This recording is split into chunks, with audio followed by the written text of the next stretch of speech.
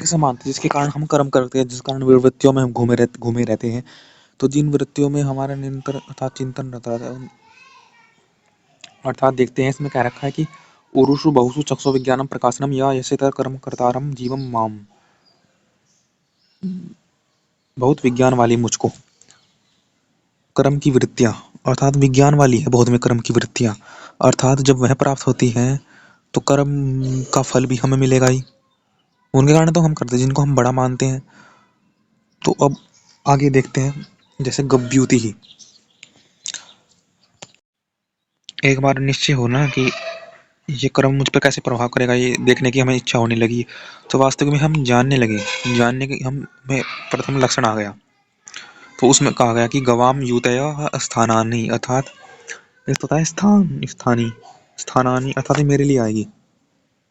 इसको मैं देख रहा हूँ अर्थात मेरे लिए आएंगी, अर्थात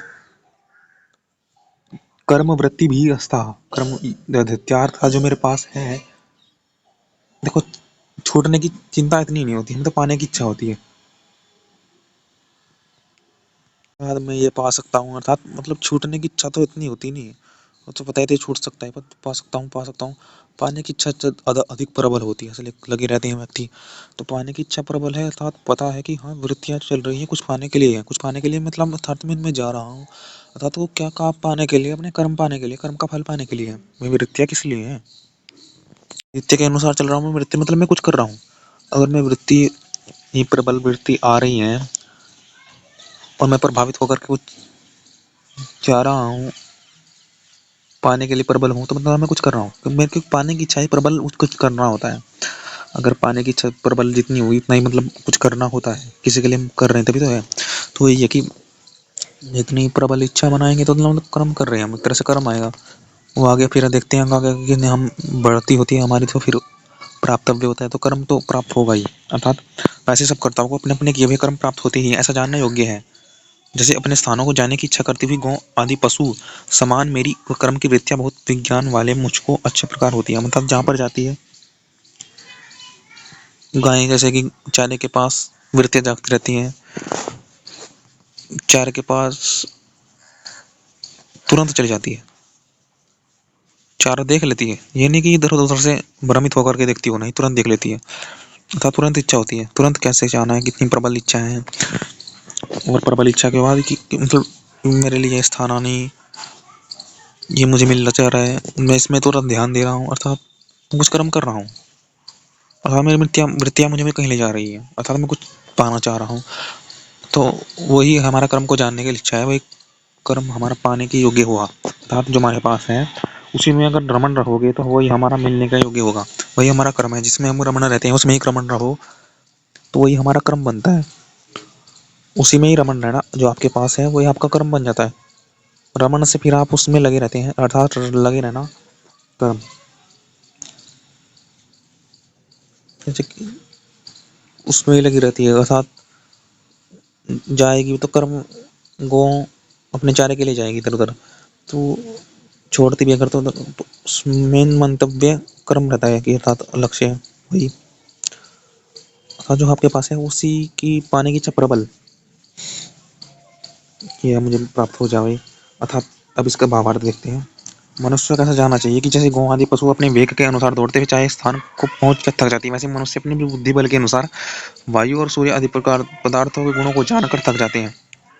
जीना मेरा महत्वपूर्ण है, इसको पाना मेरा महत्वपूर्ण, मेरा लक्ष्य, मेरा मंतव्य इसको पाना है, मेरा मंतव्य अपने आप को प्राप्त करना है, अपने आप को जानना है, मेरा मंतव्य। जब ये पता लग जाता है, वो कैसे पता लग जाता है, उसमें ही रमे रहते हैं, उसी कर्म में, अर्थात उसकी प्रबल इच्छा करते रहते हैं उसी को पाने की।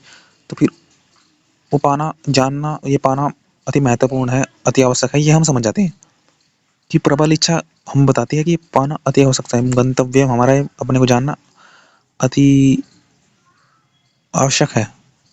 ये पाना बहुत प्रबल है, ये पाना बहुत हमारे लिए योग्य है, अपने को जानना था हमारे लिए बहुत आवश्यक है। जब ये ज्ञात हो जाता है तो फिर हम उसको प्राप्त करते ही हैं, हमारा सर्व कर्म उसके अनुरूप ही होता है। जैसे जानने की इच्छा, उसको प्राप्त करने की इच्छा प्रबल है तो फिर मस्तिष्क वहीं पर रहता है। बस ये नहीं कि कब हो, परंतु ये प्राप्त होना चाहिए, बताए तो इसमें ही ऐसी भावना में ही कोई गलत कर देता है, कोई उसको पकड़ के रखता है तो अच्छा करता है, मतलब उस भावनाओं को। जिसे अपने पर विश्वास है वो सही सही का मार्ग चुनता है, जिसे अपने पर विश्वास नहीं वो गलत का मार्ग चुनता है। बस ये हाँ ये है कि वो पाना कितना आवश्यक है मेरे लिए, अपने से पाना है, ये नहीं कि उसे पाना है, ये भ्रमित हो जाता है। पूरा व्यक्ति समझता है कि सिर्फ पाना ही है, और अच्छा व्यक्ति समझता है कि अपने द्वारा पाना है तो अपने द्वारा ही पाएंगे, कुछ में छल कपट नहीं चलेगा, कि दूसरों के माध्यम से चीट नहीं करने की उसमें फिर। ओम।